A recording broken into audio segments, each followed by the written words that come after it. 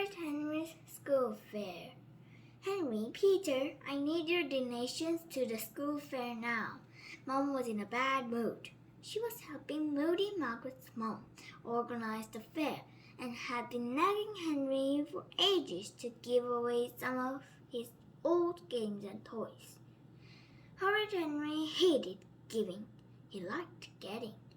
Horrid Henry stood in his bedroom. Everything he owned was on the floor. How about giving away those bricks? Said Mom. You never play with them anymore. No, said Henry. They were bound to come in useful someday. How about some soft toys? When was the last time you played with soft spotty dog? No, said Horrid Henry. He's mine. Perfect Peter appeared in the doorway, dragging two enormous sacks. Here's my contribution to the school fair, Mom, said Perfect Peter. Mom peeped inside the bag. Are you sure you want to give away so many toys? Said Mom. Yes, said Peter. I'd like other children to have fun playing with them. What a generous boy you are, Peter, she said, giving him a big hug. Henry scowled. Peter could give away all his toys, for all Henry cared. Henry wanted to keep everything. Wait, how could he have forgotten? Henry reached under his bed and pulled out a large box hidden under a blanket. The box contained all the useless, horrible presents Henry had ever received. Packs of hankies, vests with dogs on them, a nature guide. Henry hated nature. Why would anyone want to waste their time looking at pictures of flowers and trees? And then, right at the bottom was the worst present of all, a walkie-talkie. Burby Slurpy Teasy Weasy doll. He'd got it for Christmas from a great Aunt Greta he'd never met. The card she'd written was still attached. Dear Henrietta, I thought this doll would be perfect for a sweet little 2-year-old like you. Take good care of your new baby. Love, Great Aunt Greta. Even worse, she sent Peter something brilliant. Dear Pete, you must be a teenager by now and too old for toys. So here's 25 pounds. Don't spend it all on sweetie. Love, Great Aunt Greta. Henry had screamed back, but Peter got to keep the money, and Henry was stuck with the doll. He was far too embarrassed to try to sell it, so the doll just lived hidden under his bed with all the other rotten gifts. Take that, said Henry, giving the doll a kick. Mama, mama, mama, burbled the doll. Baby burp. Not Great Aunt Greta's present, said Mom. Take it or leave it, said Henry. You can have the rest as well. Mom sighed. Some lucky children are going to be very happy. She took the hateful presents and put them in the jumbo sack. Phew! He'd got rid of the doll at last. He'd lived in terror of Ruth Ralph or Moody Margaret coming over and finding it. Now, he'd never have to see that burping, slapping, long-haired thing again. He crept into the spare room, where Mom was keeping all the donated toys and games for the fair. He thought he'd have a quick poke around and see what good stuff would be for sale tomorrow. That way, he could make a dash and be first in the queue. There were rows of raffle tickets, bottles of wine, the barrel for the lucky dip and sacks for toys. Wow, what hard!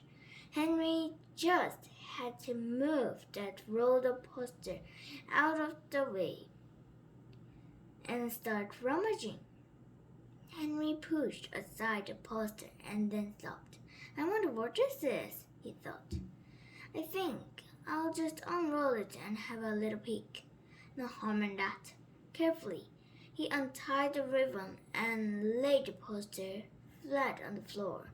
Then he gasped. This wasn't jumble. It was the treasure map. Whoever guessed where the treasure was hidden always won a fabulous prize. Last year, our Susan had won a skateboard. The year before, Jolly Josh had won a Super Soccer 2000. Boy, it sure was worth trying to find that treasure. Horrid Henry usually had at least 5 goals, but his luck was so bad he had never even come close. Henry looked at the map. There was the island with its caves and lagoons, and the sea surrounding it filled with whales and sharks and pirate ships. The map was divided into 100 numbered squares. Somewhere under one of those squares was an X. I'll just admire the lovely picture, thought Henry. He stared and stared. No X. He ran his hands over the map. No X. Henry sighed. It was so unfair. He never won anything. And this year, the prize was sure to be a Super Soccer 5000. Henry lifted the map to roll it up. As he raised the thick paper to the light, a large, unmistakable X was suddenly visible beneath square 42. The treasure was just under the whale's eye. He had discovered the secret. Yes, said Horrid Henry, punching the air. It's my lucky day at last. But wait, Mom was in charge of the treasure map stall.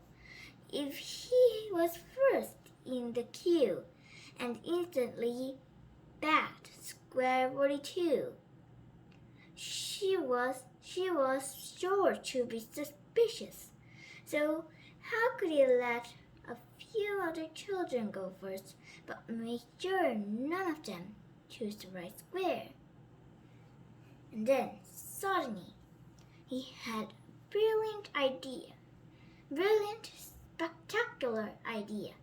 Tra-la-la-la-la, trilled Horrid Henry as he, Peter, Mom, and Dad walked to the school fair. You're cheerful today, Henry, said Dad. Yeah, I'm feeling lucky, said Horrid Henry. He burst into the playground and went straight to the treasure map stall. A large queue of eager children keen to pay £20 for a chance to guess had already formed. There was the mystery prized a large, tempting Super Soccer-sized box. Whee! Rude Ralph was first in line. Psst! Ralph, whispered Henry. I know where X marks the spot. I'll tell you if you give me £50. Deal, said Ralph. 92, whispered Henry. Thanks, said Ralph. He wrote his name in square 92 and walked off whistling. Moody Margaret was next. Psst, Margaret, whispered Henry. I know where X marks the spot.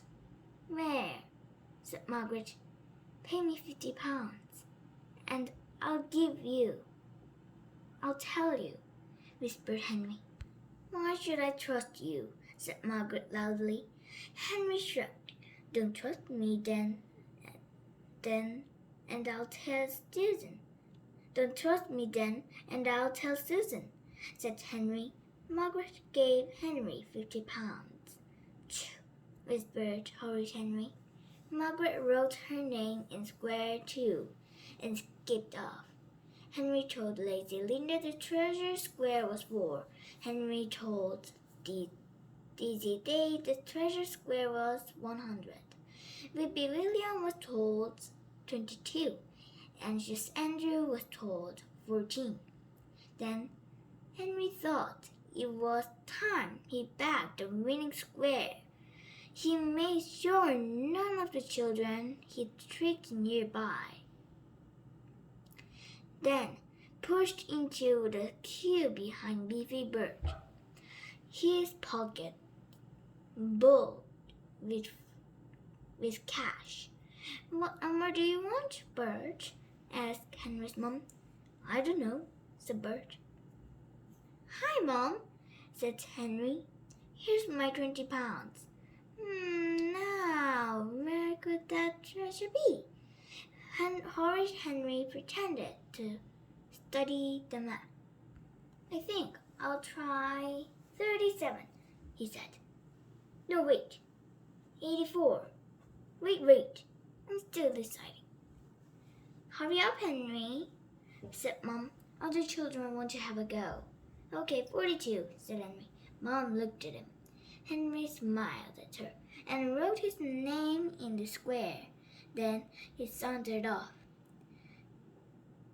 He could feel the super soaker in his hands already.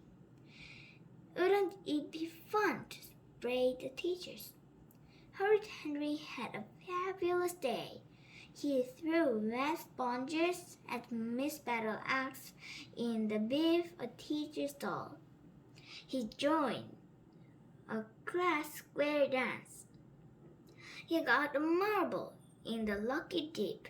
Henry didn't even scream when Perfect Peter won a box of notelets in the raffle, and Henry didn't win anything, despite spending £3 on tickets. Time to find the winner of the treasure map competition, boomed the voice over the playground. Everyone stamped to the stall. Suddenly, Henry had a terrible thought. What if Mom had switched the axe to a different spot at the last minute? He couldn't bear it. He absolutely couldn't bear it. He had to have the super soccer. And the winning number is... Mom lifted up the treasure map. 42. The winner is... Henry. Yes, screamed Henry. What? Screamed Rudolph, Moody Margaret, Lazy Linda, Whippy William, and Anxious Andrew. Here's your prize, Henry, said Mom. She handed Henry the enormous box. Congratulations. She did not look very pleased. Eagerly, Henry tore off the wrapping paper. His prize was a walkie-talkie Burpy's Lippy Teensy Weensy doll. Mama, Mama, Mama, burbled the doll. Baby's lip. Ah! Howled Henry.